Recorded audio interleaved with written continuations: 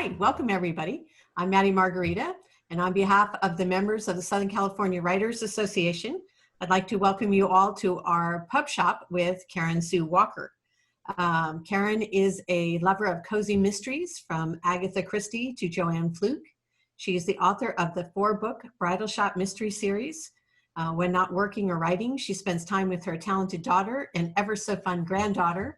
And she is also an expert in the field of independent publishing and what independent publishers need to know to sell books. So on that note, we're lucky enough to have her this morning, and I will be turning the camera over to Karen. Good morning, Karen. Good morning, Maddie. Thank you for that introduction. As Maddie said, I indie published the Bridal Shop Mysteries, and under the name of Karen Sue Walker. The first book in the series, Murder in White Lace, has sold over 1,400 copies and has over 300,000 page reads on Kindle Unlimited. Has more than 120 Amazon reviews, averaging 4.5 stars. And I'm telling you that not to brag. And they're, you know, I've worked hard to get those results, but also to understand why I'm telling you making suggestions of how you should market your book. So that's enough about me. Today we're going to focus on you and your books. Before I get started, I'd like to clarify the term indie published, because you can use indie published and self-published interchangeably, but the way I'm going to use the term today is that an indie publisher treats their author business as a business and not a hobby. A self-publisher, I consider someone who writing books and publishing books is a hobby, and that's great. There's nothing wrong with it, but they're not focused on marketing and selling and building their author business. So if you're considering about diving into indie publishing, and this is not, we're talking about creating a marketing plan. So it's not strictly for indie published, although that's a lot of my experience. That's what a lot of my experience is. So I'm gonna go ahead and share my screen here. So we are creating a killer marketing plan. We're going to go over a lot of material. I'm not going to go into a lot of specifics through here. So go ahead and write down your questions. I'm more than happy to answer any questions and get into more specifics. So get out maybe a few pieces of paper or one of those spiral bound notebooks. I know you have some, maybe a dozen or 100. And we're going to create a marketing plan, not a one size fits all, although at the end there will be a bonus material of a launch plan that you can use to launch your book. But we're going to start with your vision. Why are we starting with a marketing plan with a vision? Let's face it, we're not typical business people. We got into writing and publishing and writing books because we love writing, we love books, we love talking about writing, we love talking about books. But a lot of us want to be successful. And you've got to, I love this quote, you've got to think about big things there we go. You've got to think about big things while you're doing small things so that all the small things go in the right direction. And that's from Alvin Toffler. I don't know who he is, but I love this quote because it explains why you need a vision. So what is your vision? Think about, is it you walk into Barnes & Noble and there's a big table of your books right up front, a review in the New York Times, or do you have a financial vision? Do you want to make a lot of money, quit your day job, retire early? I want you to have compassion and honesty right now, because it doesn't matter if your vision is a small vision, a big vision, every vision, as long as it's your vision, it's going to help you move in the right direction. But this is not an artsy-fartsy vision board kind of presentation. We're going to roll up our sleeves and get to work. So here we go with creating your personal marketing plan. The first thing we've already done, I hope you've written down a few notes or at least a word about your vision. Then we're going to do what's called a SWOT analysis, and you're going to learn what that is. You'll identify your target reader, choose SMART goals, choose your tactics, and I think that's what a lot of people are here for, is to learn tactics, and we will go into that. And of course, you have to have a budget. Step 1. So this is your SWOT analysis. You have strengths and weaknesses on the top, and those are your personal strengths and weaknesses. So take another piece of paper, divide it into 4, and think about your personal strengths and weaknesses. You don't have to share this with anyone. And then the bottom, opportunities and threats, that's what's out there. So an opportunity might be a class you can take, or someone you know who can hook you up with an opportunity, and threats are also out there. So while you're doing that, I'll show you some of mine. Some of my strengths, you can see I have a lot of free time because I did retire, and a love of learning. If you focus on your strengths and capitalize on them, a lot of times your weaknesses won't even matter. But take a good look at your weaknesses, because some of those weaknesses on the other side might be an actual strength. Like, I have a very tight budget for my author career at this time, but that means that I'm very careful about what I spend money on. I really research things. I make sure that it makes sense. And I think I've become a better marketer, and because of that. And then opportunities, there might be opportunities like reviewers, like I said, classes. And then when it comes to threats, well, we all have right now with the pandemic, your opportunity is that people are reading more. Your threat is people are writing more and publishing more. So things are changing, and so keeping an eye out for those opportunities and threats is really going to help you in terms of your business.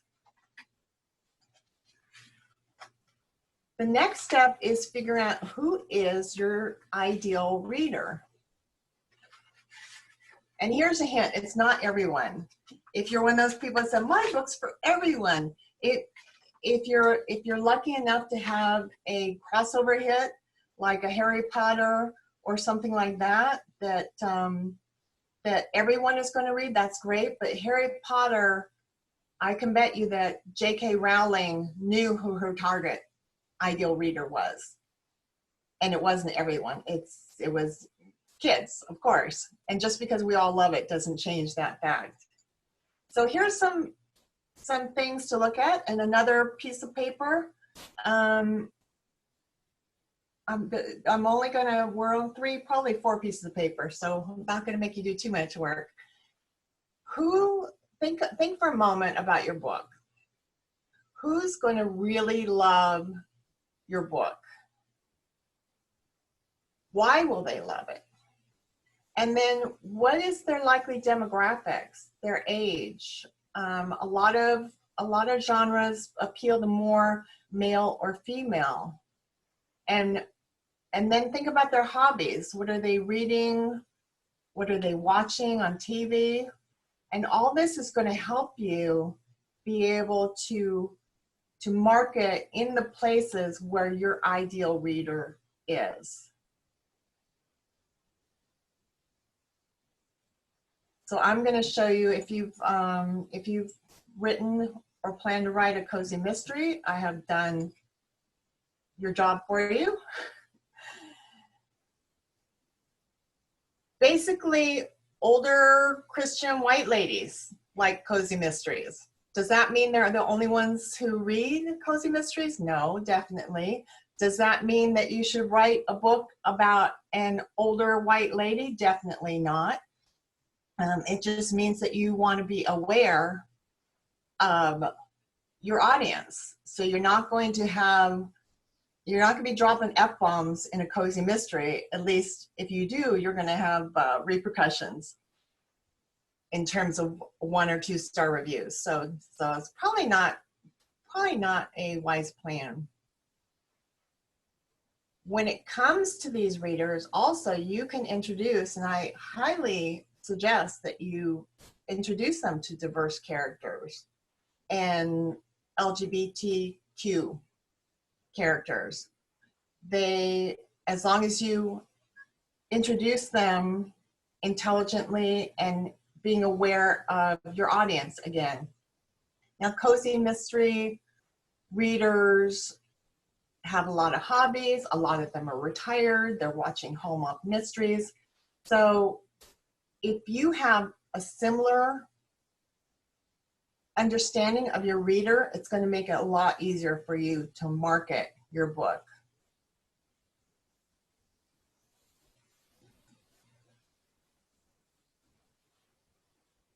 The next step is coming up with SMART goals. And of course, SMART is an acronym.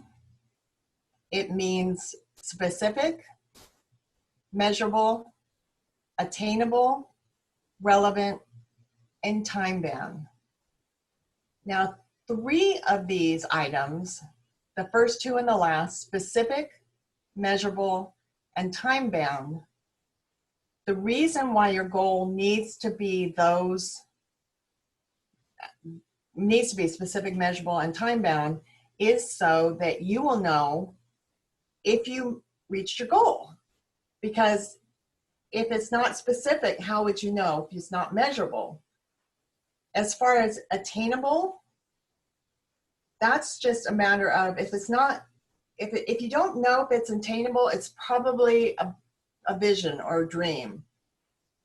You want your goal to be attainable so you don't end up hitting your head up against a brick wall and getting frustrated and giving up. And the last one, relevant, that means that your goal needs to be relevant to your vision. So that ties back to your vision. And we will give you some examples because I like examples. So a non-SMART goal, which would make you very sad, like the little guy there, would be to get a publishing contract. Now that's a wonderful vision, but it's not a SMART goal. So on the other side, if I wanted to be smart, I would give myself a goal like contacting 10 agents by the end of the year. And you can see I have a number of different goals, sell 10,000 books. Now that's probably attainable eventually, but it doesn't have a time frame. And I think if you want to sell 10,000 books in 6 months, unless you're already a known name and you already have a huge following, that's probably not attainable in a relatively short period of time. And I think your goals probably want to be a year or less. Beyond that goes more into that vision category. So if you're not going to have a goal of selling 10,000 books, how about increasing sales or income by 10% over last month or something along those lines? If you want to get your book into Barnes & Noble, whether that's attainable or not is probably debatable, but you can, if you want to get your book into bookshops and libraries, which I know a lot of people that's important to them, you can make that a goal. And local bookshops are very often happy to carry your books, and some libraries will if you go about it the right way. That has not been a goal of mine, so I've not focused on it, but I know others who have. And and I have gotten my books into one local bookshop and without making too much of an effort. So it's definitely doable if that's a goal of yours.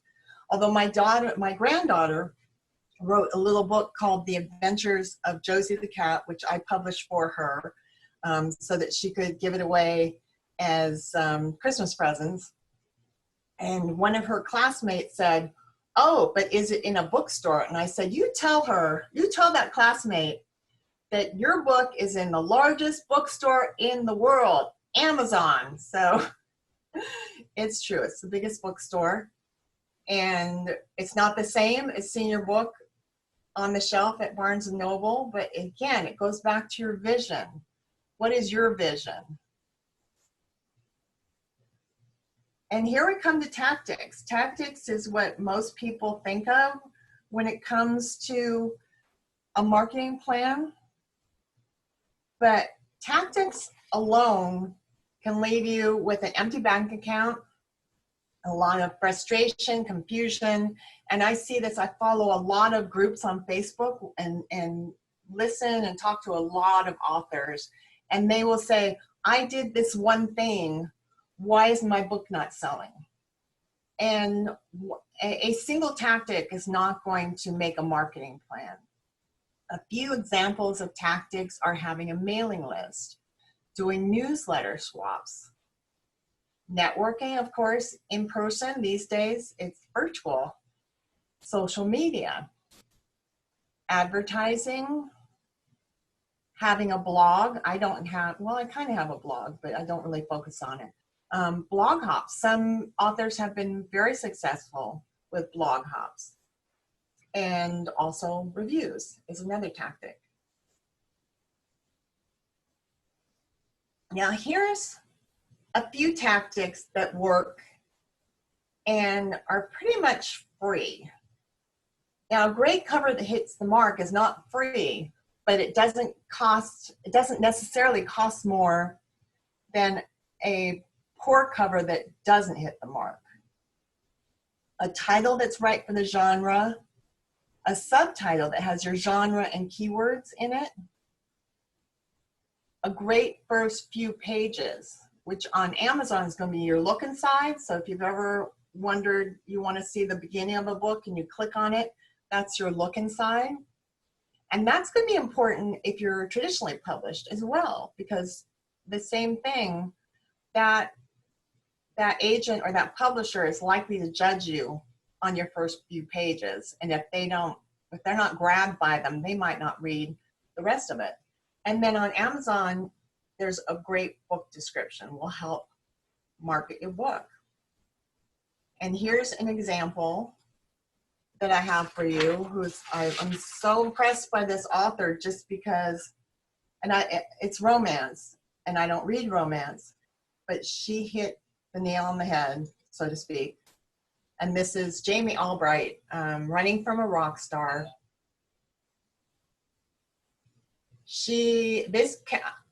Again, I would almost read this book because I just think the cover's delightful. It hits the mark. It's an opposites attract romantic comedy. So you kind of see it's kind of a comedy. She's got a great title. She's got the subtitle. She's got the description. Jamie Albright has been very successful on a very small budget. And if you check her out on YouTube, she's got a couple of videos about how she managed to market her book with very little budget. And she's an enjoyable person to watch. Some more tactics. At the top is my number one, building a newsletter list. And people get tired of hearing me talk about it, I think, maybe. I talk about it a lot. And I use the term reader magnet a lot. And we can talk about that more. But it's building a newsletter list has been my most effective tactic. And of course, there's social media. You can connect with writers, but also with or with readers, but also with other writers. And that allows you to cross promote. Your reviews on Amazon will help you sell the book as well. And of course, networking, advertising. Advertising, we have Amazon, Facebook, and BookBub are the big three. A sale, if you put your book on sale, that can really help push your book, especially if you have a series, and you will want to promote that, as well as giveaways. You can actually give away your book. You can either, on Kindle Unlimited, do a 5-day freebie, or you can, some authors who are wide, and by that I mean not exclusive to Amazon, and you can make your book perma-free. So if you have a series with a number of books, then you make the first perma-free to try and lure people into your series. That was very popular and effective a number of years ago, and I think the effectiveness might have dwindled somewhat, but there's still a lot of authors being successful with that tactic. And then you have to set a budget, because none of us are independently wealthy, I think. My budget is about $1,000 per book. So that's for the cover and editing and all that stuff, plus about $500 a year for maintaining all my author platform. So I'm showing all the items that you probably want to have in your budget, and the range of what you might spend for that category. For instance, a cover from $100 to $1,000 up. Most people spend $200 to $400 for their cover. I spend about $250. A developmental editor, again, a huge range for editing. And you always want a proofreader, unless, and again, if you have a friend, you can sometimes trade services, but you really need a professional proofreader to catch everything. A website, if you are an indie published author, you don't need a particularly fancy website, and you don't need to spend a lot of money on it. And then I have BookFunnel, which I'm a big fan of. That's what I use a lot. And then of course, promotions and ads. So that's going to be very dependent on kind of how much money you have to spend and how effective they are. And then if you're traditionally published, of course you don't have to spend any money if you're traditionally published, right? But most people do, primarily for, I think, for conferences. Everybody that I know who's aiming to be traditionally published goes to a lot of conferences, and they can be pricey, but they're very helpful if that's your goal, and a lot of great courses and a lot of great networking. And then also, if your aim is to traditionally publish, then you probably want a really professional website, because it's part of how you're presenting yourself. But most things, you don't really have to spend much money. It's more, you can kind of get away with a lower budget, I think, but you can also spend a lot of money.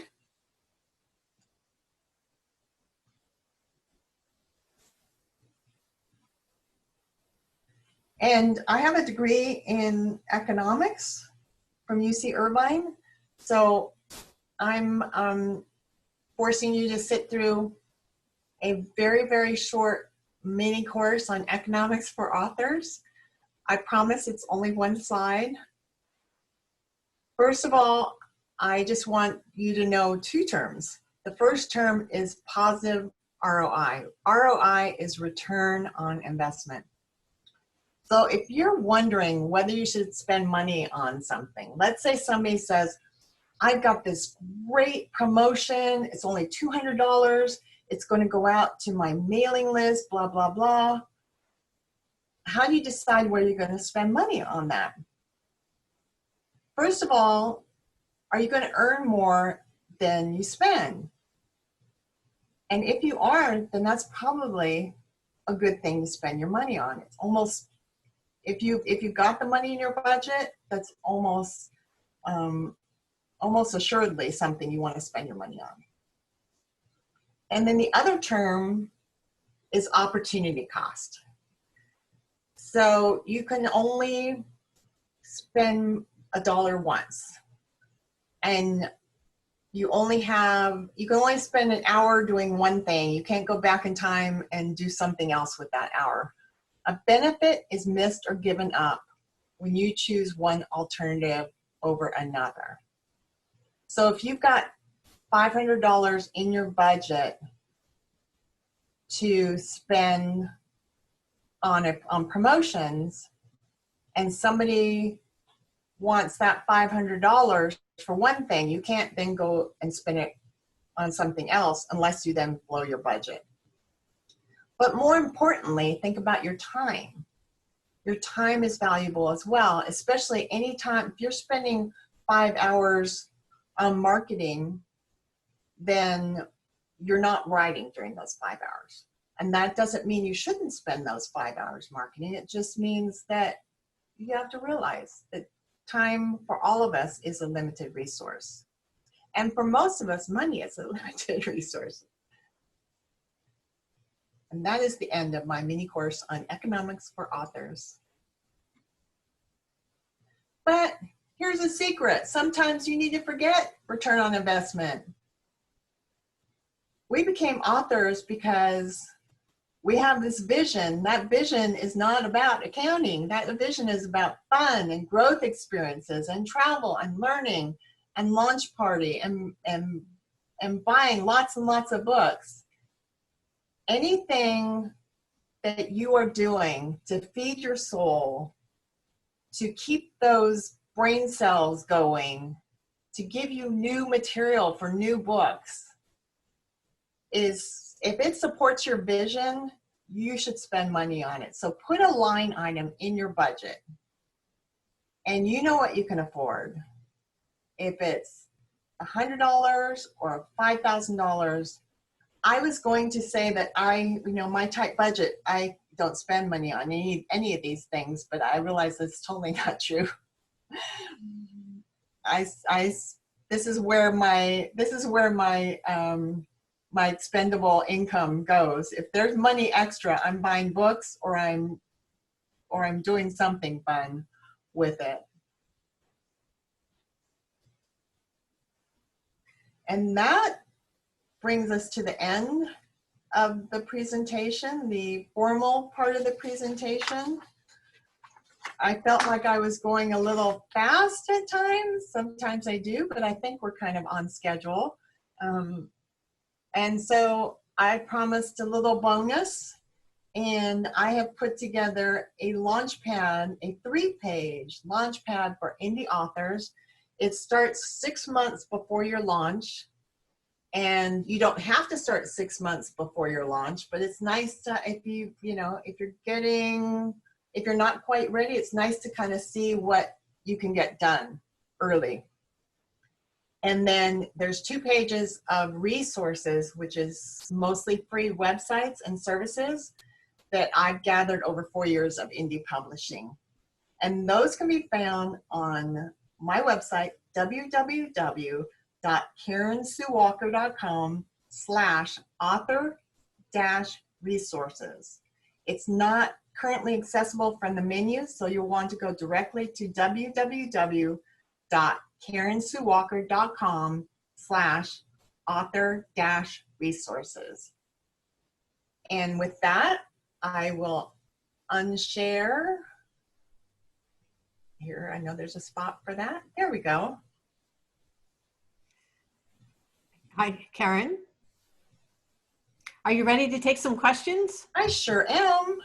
Okay. Well, I know as we were going through this, I was also writing a ton of questions going through here, because you went through so many things, and there are a lot, or so many tactics, and there are a lot of specifics in there. Mm-hmm. So first comment is, wow, that's pretty brag-worthy to sell 1,400 books. But there was a question: is that a good number, an average number, or what? And what should a new author expect or work towards in selling their books? That's a great question from Jack, by the way. Yeah, that's a great question. And of course the answer is it depends, but that's why you want to know your vision. My vision was to write a series of 3 cozy mysteries, which luckily I hadn't told anybody that was my vision because I'd never written a book. So, but the thing is, because I knew I wanted to write 3 cozies, that first book wasn't about making a profit. That first book was about learning and building a readership and all those things. So I did not break even with the first book. I did not make a profit until after I had 3 books out. And then I managed to make up for the losses that I made on the first book. So if your goal is to make money on 1 book, that's more of a challenge. You're going to have to watch your expenses. And I would go on YouTube and check out Jamie Albright's YouTube, that she talks about making money from 1 book. And she was able to do that. So is there a number of books sold that independent publishers say, oh, that's good? You know, that's maybe for your first book, you could consider that's a good number sold. There really isn't a consensus. And I've seen people that are so happy that they sold 5 books, and your idea will change, because I thought making 3 figures a month was so amazing. Actually, when I broke $100 a month, and then your expectations raise, and then you're disappointed that you only sold earned $100. So, and it also depends on your pricing, because you're obviously can sell more books at a lower price than at a higher price. So there's not really any consensus. I think you have to know about what your vision is, and it's more about, I think, profitability, because you can make $5,000 a month, but spend $4,500 a month on ads and other promotions, and you know your profitability can be very low. So that's my take. Okay, great. And can you talk a little bit more about keywords? You touched on keywords and using keywords in the subtitle. Can you talk a little bit more about that and why you would want to do that and how you do that? Yeah. Well, what you want to do is help people find your book. Even people who aren't looking for your book, but they're looking for a book like yours. So that's what keywords do. So for my book, for my cozy mystery series, my keywords are obviously cozy mystery, but they're also amateur sleuth, female protagonist, cats, because there's a cat, and so a number of things like that. There's beach and you know, anything that you think that people might be looking for, and also to get you in the right categories, Amazon categories. Amazon has algorithms, and that's just a fancy way of saying that they try and connect a reader with a book that they're going to buy. So if they think that reader is not going to buy your book, they're not going to show it to them unless they search for that exact book. Did that help? You're muted, Maddie. Maddie, you're muted. I'm muted, I know. Would you recommend that people who are looking for keywords, what is the best way to go about finding keywords that will work in their genre? Do you have a recommendation for them where they find these words? Mm-hmm.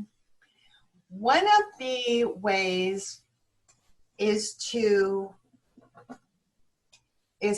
Amazon shows what keywords you need to get in a particular categories.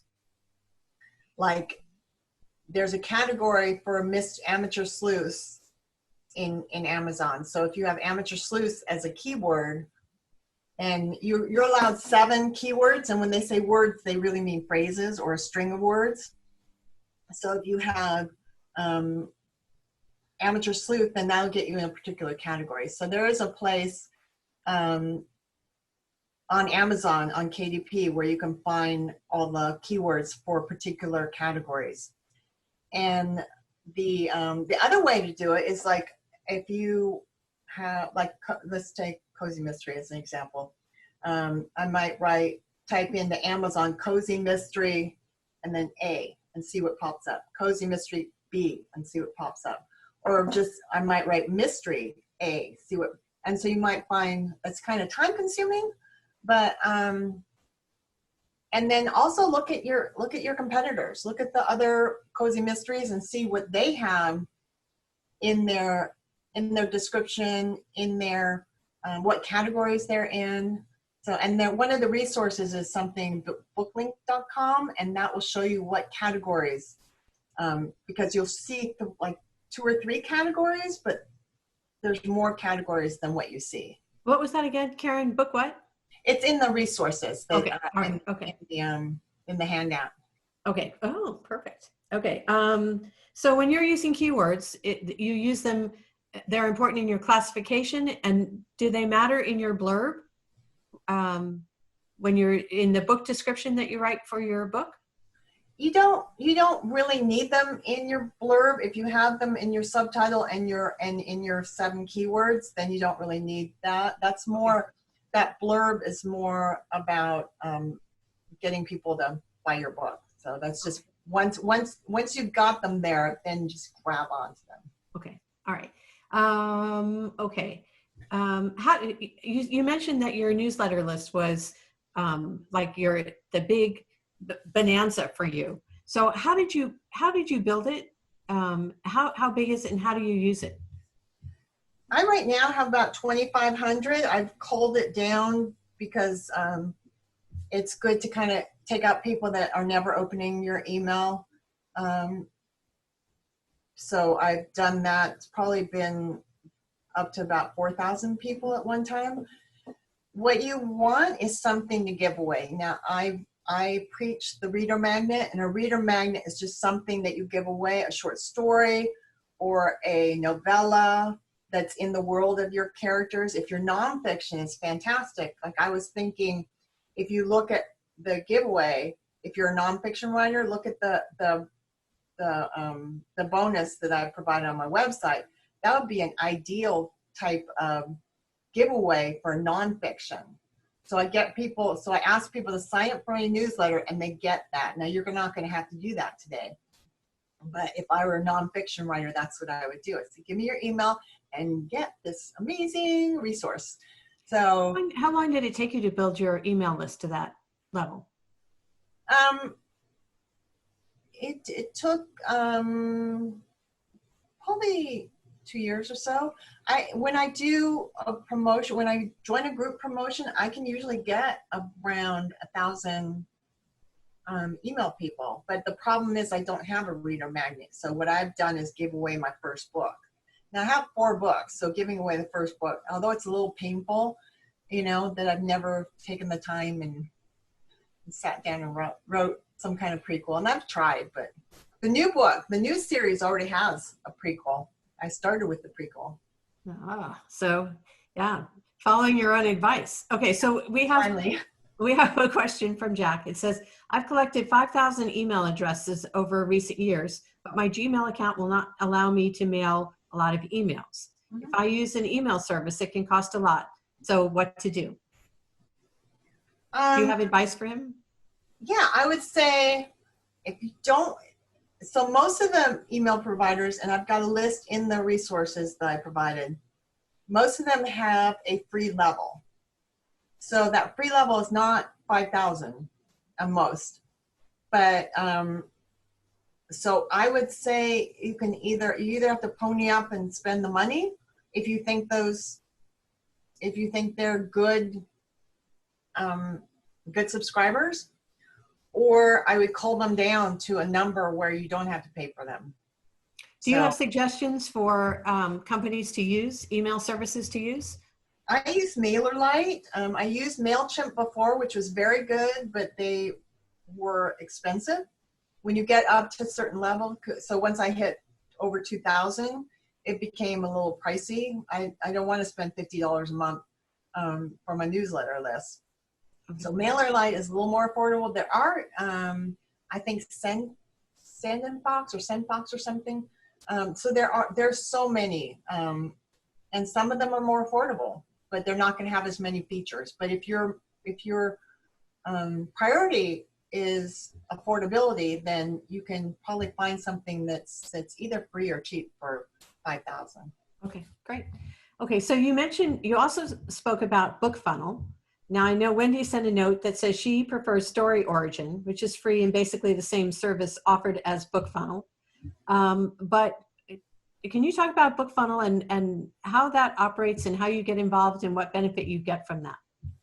Yeah, this is where you have to kind of, things change all the time. So I was with InstaFreebie, which InstaFreebie is called something else now, and they stopped requiring people to opt in. And so I quit using them. I went to BookFunnel. And then I do know about Story Origin. Story Origin, I do, and that's on the resources as well. And I just haven't had time to really look into it. They're both places, first of all, where you can just put your book. Let's say you have a reviewer, an advanced reader who's going to review your book, and you can put it there and send them a link and they can download it. So it's a really nice, seamless way to let other people download your book. For free, Karen? For free. Well, no, you have to pay a little, for BookFunnel, you have to pay a small amount. You pay them, but the people who download your books don't pay. Right? No, it's just like a vehicle for transferring a book, but they can open it as a Kindle or as an iBook, or, you know, so they can open it in a number of different formats, and you're not ending up troubleshooting, because BookFunnel, or I assume Story Origin, will do the troubleshooting if they're having a problem downloading it or anything like that. Beyond that, BookFunnel and Story Origin as well, I think now, do promotions. So you join a group of people and you all promote a promotion where free books, get a free book. Now, if you have other books, then they download your book and they get on your newsletter list, and then you can tell them about future books. Okay. I've heard great things about Story Origin. Again, I just haven't had time to really look into it. They also do newsletter swaps, which BookFunnel does not. Okay, so that way, if you get in with this group, you get their emails, their email list, and they get yours. Is that how that works? No, that would be bad. That would be nice, wouldn't it? So it would be nice, but it's not. No, what you do in the newsletter swaps and also these group promotions, you basically just tell your readers about another reader's book, and then they can opt in or not to the other. They can buy the other book or they can download the other book. So, yeah. Okay. Well, they should have the kind that I just talked about. Wouldn't that be great? Yeah, but would you want somebody giving away your email address? Yeah, maybe not. No. Maybe not. Okay. So Colleen asks, do people really read newsletters? That's a great question.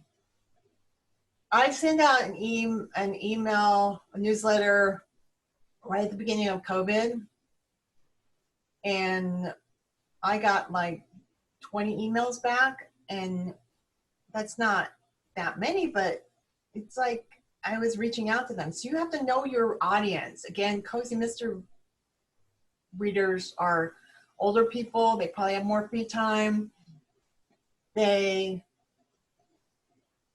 have to connect with them. So I always start now, after all these years, I start with a little personal message about me, about what's going on.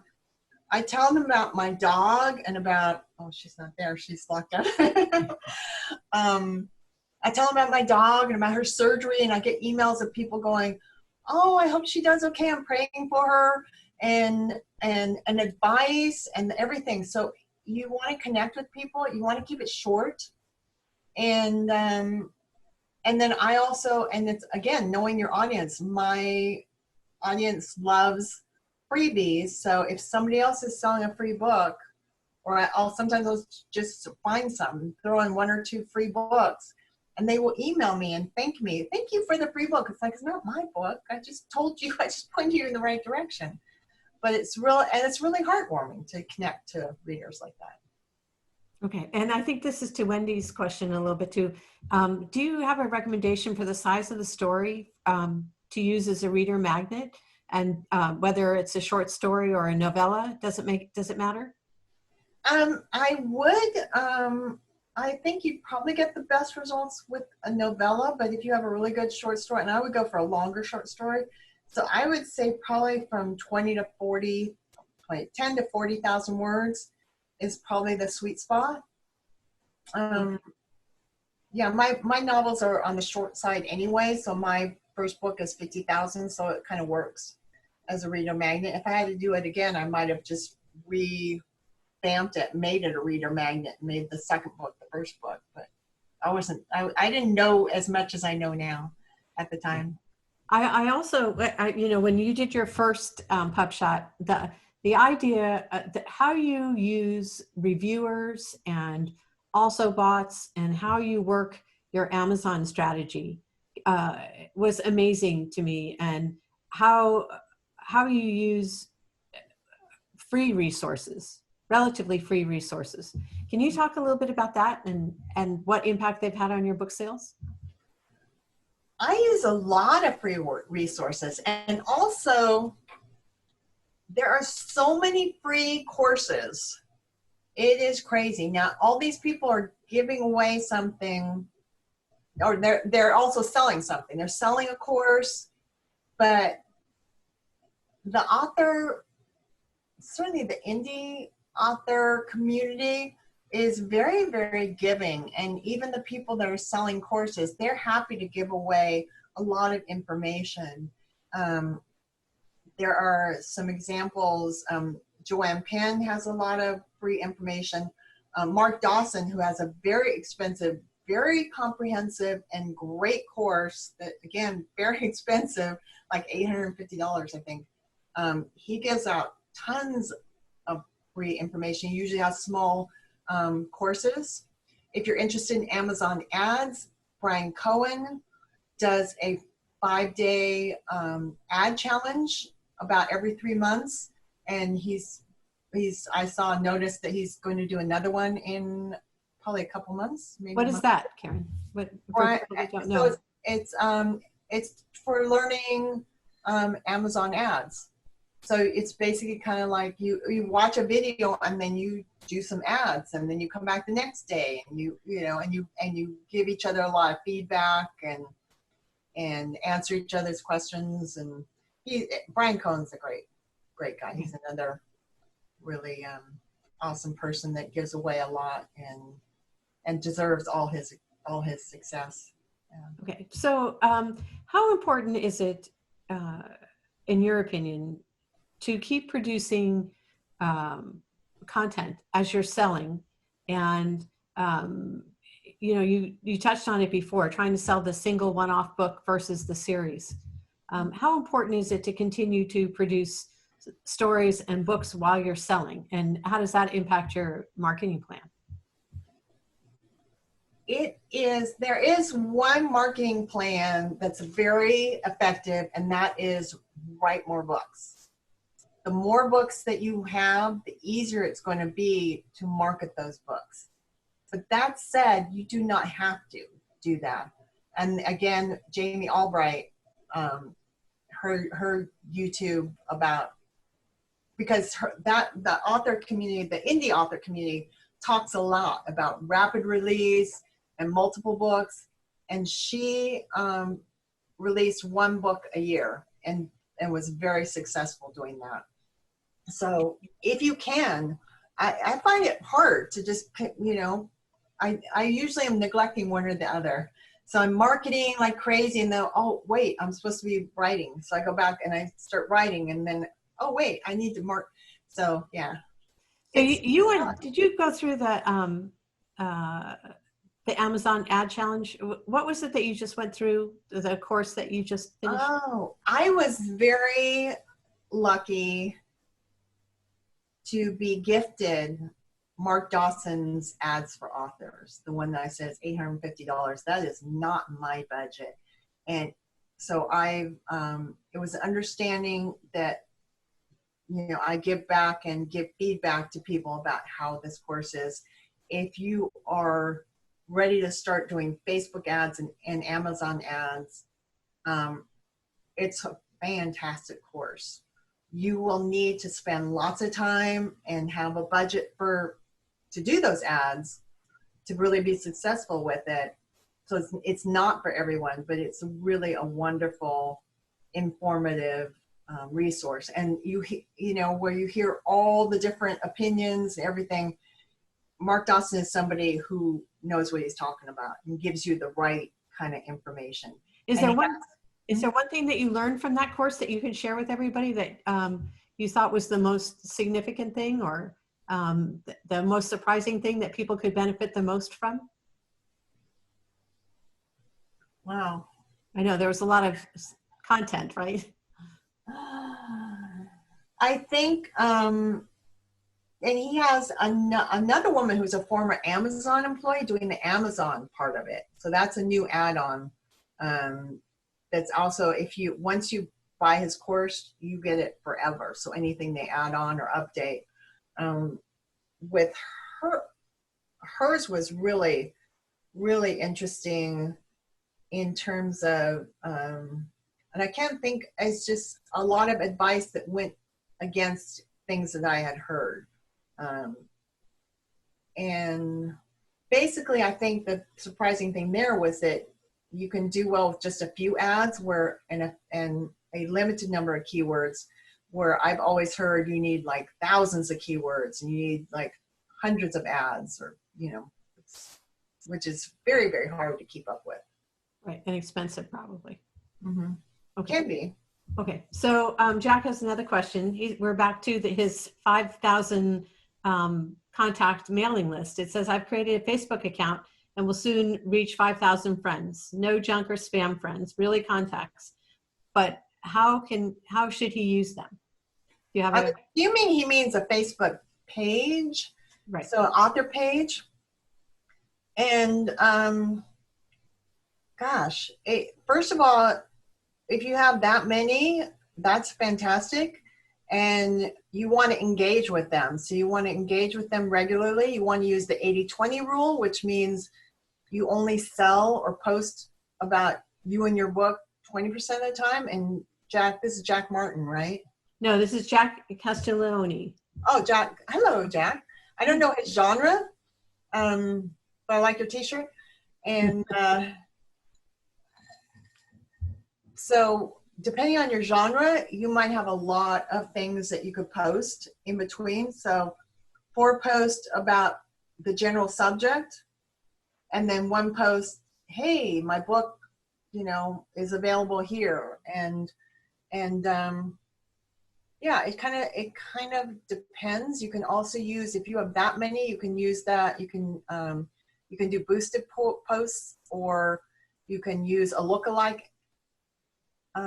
audience to do Facebook ads. And now I'm getting too far into the weeds, but no, that's interesting, because then people are, if we're not understanding what you're saying, we know that there's more to learn. So that's a good thing. Of all the things that you do, what are some of the most unexpected areas that you get the biggest return from in terms of sales or results? Oh, that's a good question. I think a real surprise recently, and I remember the quote from Zig Ziglar, which when I was in sales, I used to listen to a lot of his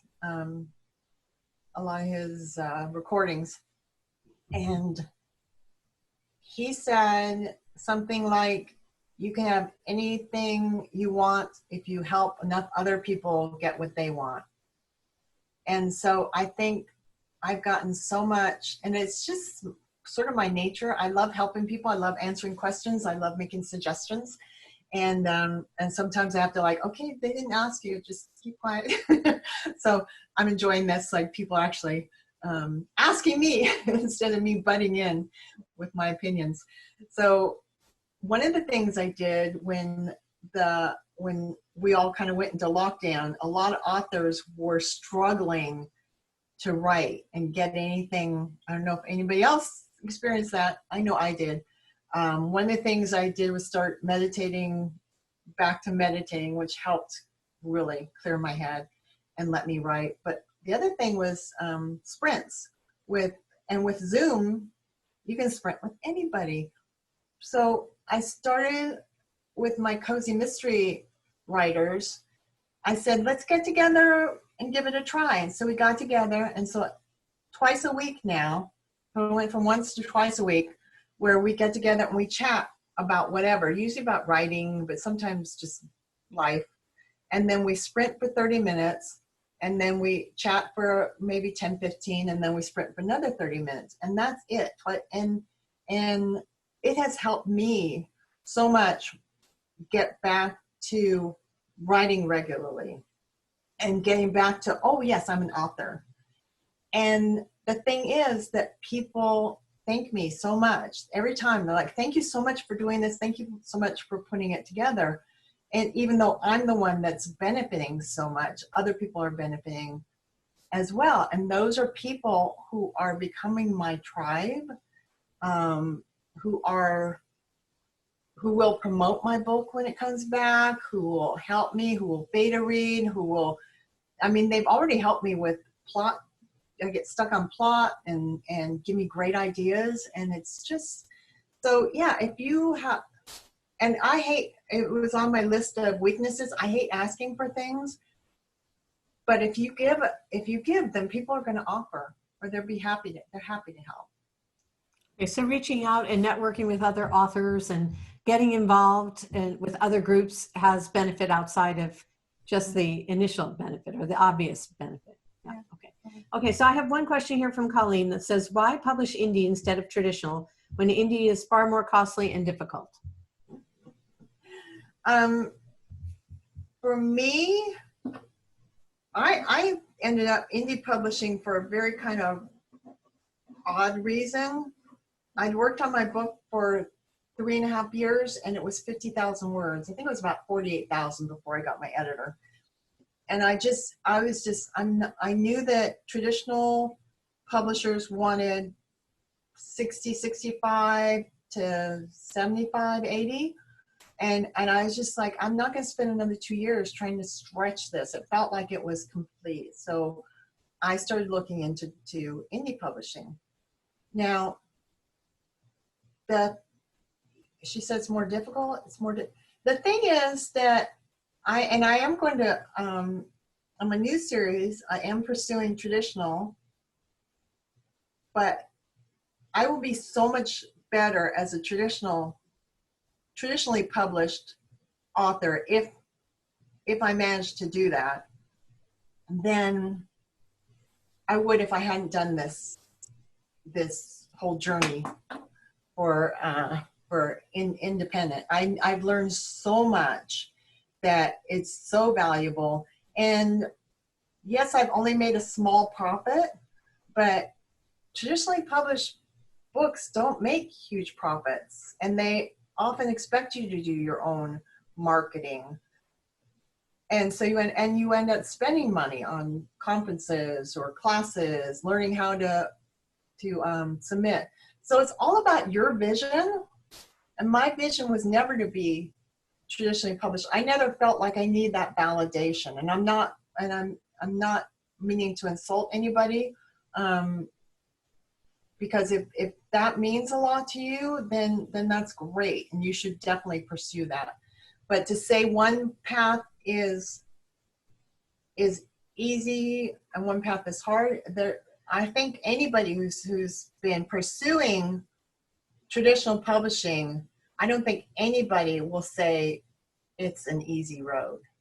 It's completely, it's different, but man, that is it is not easy to get traditionally published. And that's, you know, that's sometimes the reason that people do indie publish, because they just couldn't make it, or, you know, didn't get the stamp of approval. Well, I think that's interesting. And I think the bottom line is writing is hard no matter what. Good writing is even more difficult. Okay, so let's see, we have one final question. Wendy says, not writing related, but I love the fairy lights and painted tree background on the speaker. Yeah, so there you go. This is a real tree. Well, it's not a real tree. I made this tree. So I made, in the early weeks of the pandemic, I decided to make a tree, and then I decided it needed some leaves and some lights, and then a little dollar store fairy on a swing. So you have your whole writing area, all your muse and your inspiration. Yes, it's my enchanted writing forest. Okay. So again, I don't think we have any more questions. Actually, I think we probably do, but if people think about questions as they move forward, can they contact you, and are you available to talk to them? Yes, I'm more than happy to answer any questions or go into more detail on anything. Okay. And point people in the right direction. On KarenSueWalker.com, you will find my email. If you go to KarenSueWalker.com/author-resources, you'll see a lot of information, a lot of details that I left out that I've kind of touched on. And there's a lot more details there. A lot of those free resources, and there's a lot of them that are on that handout, and also on that page is my email address. Okay, well, we want to thank you for your time today, Karen, putting everything together, sharing your secrets of success, of your success with us. Wish you a lot of success on your new book. And also want to just remind people that pub shops like this with Karen, and some of the things that she touched on about being a part of a tribe and being a part of a group, are important aspects of the Southern California Writers Association.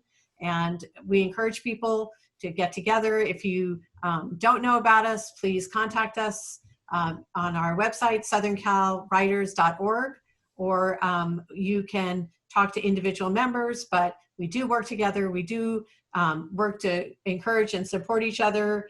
And until next time, we wish that you all stay well and safe and keep writing. So thank you until next time. Bye.